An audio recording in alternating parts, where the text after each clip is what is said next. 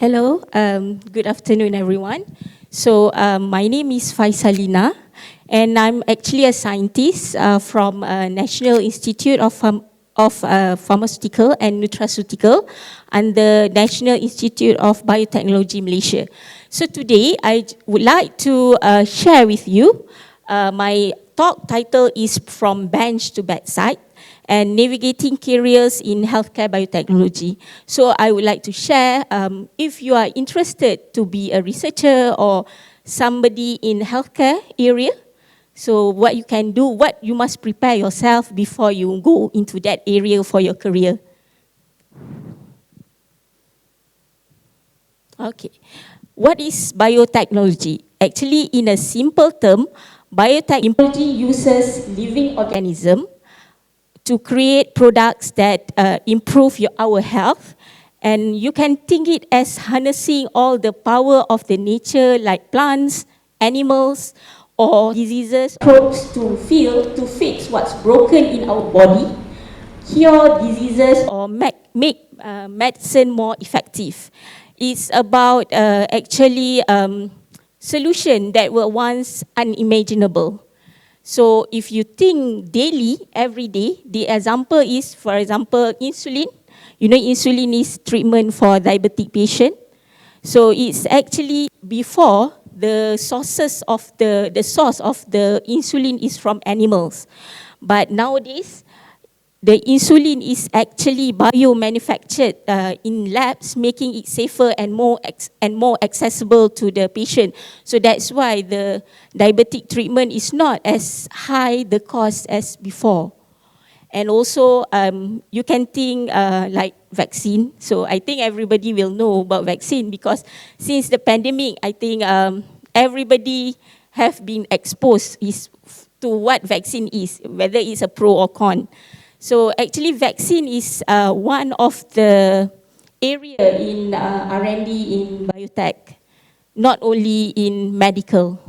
So with biotechnology, it's actually accelerated vaccine development, like those for COVID-19, where the vaccine development from 2 years, the pipeline, we can actually do it up until 6 months for us to use the vaccine. All right. So the cool ways biotechnology is helping in healthcare. For example, biotechnology is actually pushing the boundaries of what possible in medicine, offering groundbreaking ways to combat illness and also improve life. So these innovations are bringing us closer to a future where many of today's incurable diseases can be treated or even prevented. So if you want to know, the cool way is actually fixing your DNA, for example. So it's actually, when we say fixing our DNA, it's actually correcting genetic errors to cure the inherited diseases such as anemia. It's like no treatment. When you got all the inherited disease, it's like no treatment can be done. So you have to have the disease throughout your life. But nowadays, all these genetic diseases can be treated via the fixing the DNA. And also for currently nowadays, we can actually growing organs in the lab. So using the bioprinting is to create tissues and also organ for transplants, whereby we can reduce the waiting list of the patient, because usually we need to have a donor from a human to get the organ. But nowadays we actually can we can call it grow the tissue and organ in the labs, and then we can treat the patient that need the certain organ that they have the disease. And also biotechnology also can make super medicine. So it's actually, we can develop a powerful targeted treatments from living organism for condition like cancer.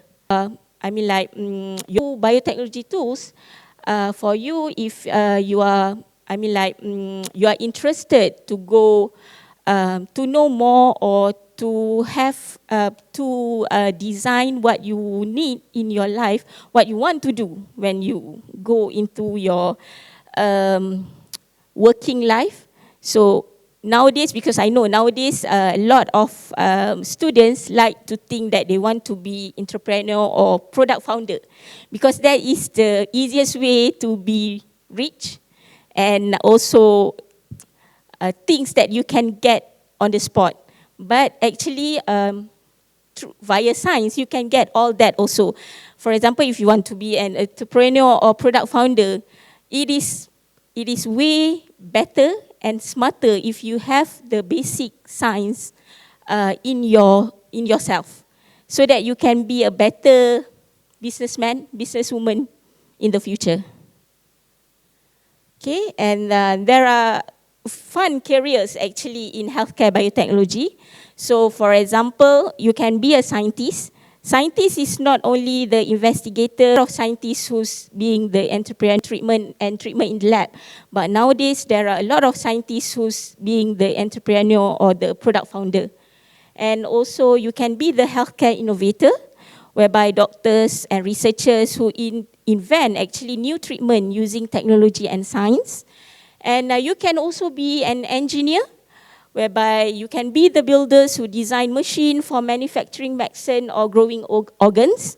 And also, if you are more on the analytical type or more to data person, so you can be actually a data detective.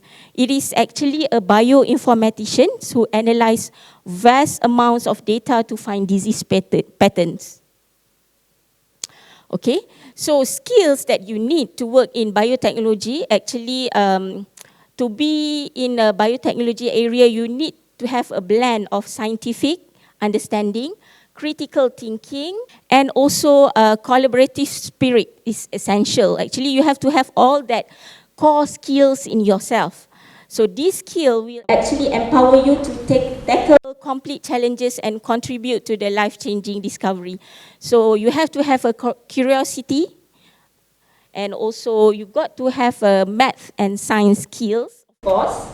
And also you need to be a problem-solving person, tech-savvy. So you have to be a very tech-savvy person, and also teamwork, because you cannot do anything in science as a lone ranger. You need a team, you need a partner, you need a networking. So it's teamwork. Wow.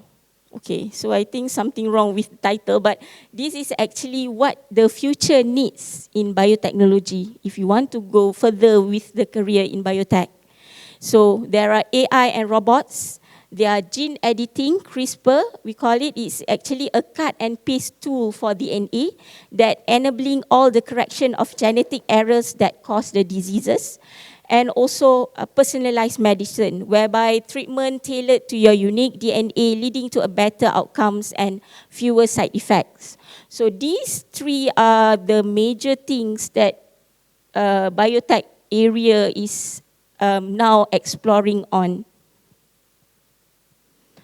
Okay, so how to start a career in biotechnology? So actually what you need, first you need to focus on biology, chemistry, and math, so that in school to build a strong foundation. So you need to have a basic foundation with this subject. And then you also need to look for the hands-on experience, so that it's, you actually need to explore out from your classroom and also or your labs in the school to be, if you want to explore more for the biotechnology career. So you can join the science club and then seek internship or volunteer in labs to gain practical skill. This is the point usually whereby students didn't focus on. Because usually when we got a fresh graduate, especially when they want to be a researcher, they are actually interested to do research, but what they lack is actually all the experience, the hands-on experience in the labs. So what you need to do if you want to go into the biotech career, prepare yourself with the foundation and also the hands-on experience, where you can go actually in any labs, you can just email the labs and ask them for the hands-on training module or short attachment or something in the lab that you are interested, whether they can accept you or not. So that is the way or how that you can find things that you can, like upgrade yourself. And also, lastly, you have to stay curious. That means that you need to keep learning through the documentary books and also following scientific breakthroughs. Okay, so this is actually my conclusion. I'm not sure why the wording become like that, but actually biotechnology offer an unparalleled opportunity to make a tangible difference in the world. So actually by harnessing all the scientific and innovation, you can actually contribute to solving some of the healthcare most promising challenges and also paving the way for the healthier and brighter future.